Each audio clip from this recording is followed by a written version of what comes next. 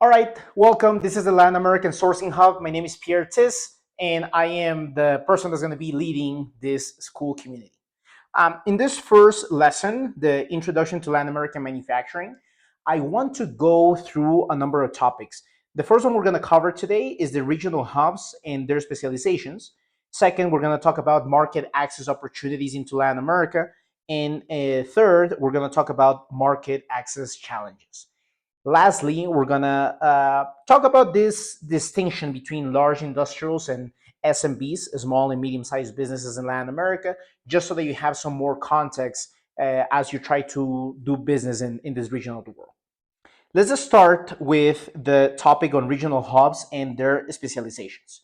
All right, as you can see in this graph, Mexico, in terms of manufacturing, is the largest contributor in Latin America, followed by Brazil, Argentina, Colombia, all sizable contributions to GDP.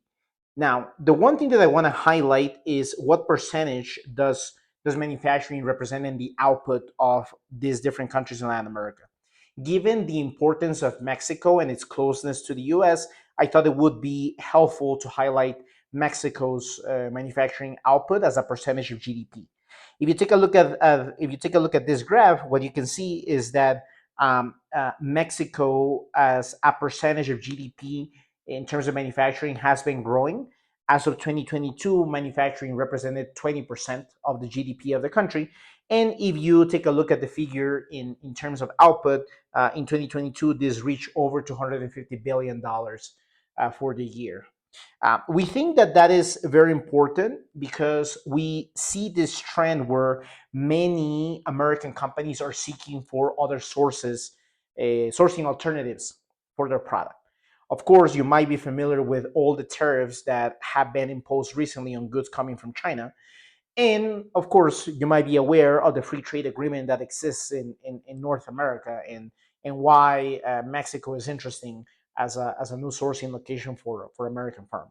Um, I think it's also important to discuss what sort of specialties does Latin America have in different product categories. I want to discuss at least a few. The first one is textiles and apparel. When it comes to textiles and apparel, I think that Colombia and Central America are excellent for textiles and apparel. In terms of quality of manufacturing, I think Colombia is one of the worldwide leaders in terms of the quality of the apparel, both on the stitching as well as the raw materials that they utilize. If you have a larger capacity needs, if you need to manufacture apparels in true bulk, we think Central America is one of the excellent partners that you can work with. If you compare the cost of goods sold when you source from Southeast Asia and when you source from Central America, they're quite comparable. Wages are comparable, and that's what gives this competitive edge to Central America in terms of their textiles and manufacturing. One of the examples that I can think of is Fruit and the Loom. Fruit and the Loom, famous American brand manufacturers in Central America. And there are a series of famous Colombian brands that obviously manufacture in Colombia. So that's why I want to highlight Colombia and Central America as a solid textiles and apparel hub. The next one that I want to discuss is automotive and general industries. And for that, I want to highlight Mexico.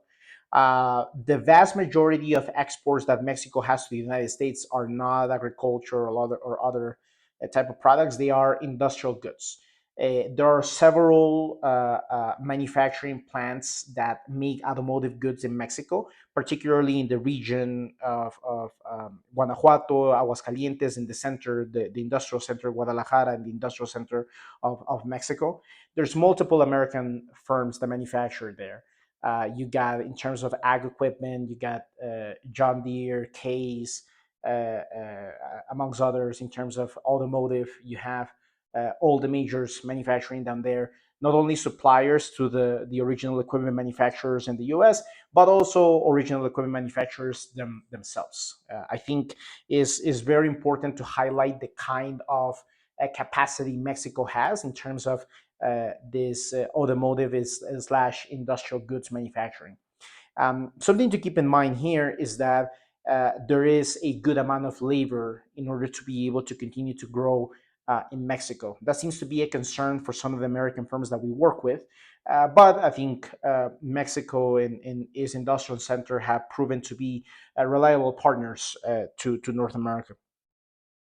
Then I want to highlight the agro industry. Of course, this is a big vertical in Latin America.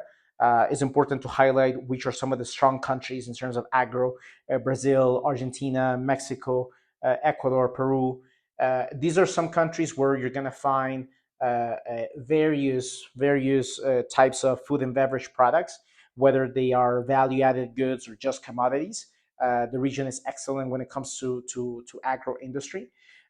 Here, it is important to highlight the fact that margins when trying to source this kind of products are thin, and that's why volume really matters in agro industry.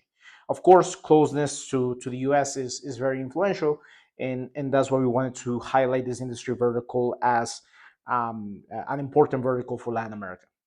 Lastly, we want to highlight packaging and labeling. Anything that has to do with boxes, with bags to carry, anything that is labeling, things that go on top of products can be sourced easily, both in Mexico and Colombia. And I think that is another vertical to highlight. Of course, there's other types of manufacturing in Latin America, toys, accessories, and a myriad of other things. But we think that the true strength of the region lies in these four verticals. So textiles and apparels, automotive and general industry, agro industry, and lastly, packaging and labels.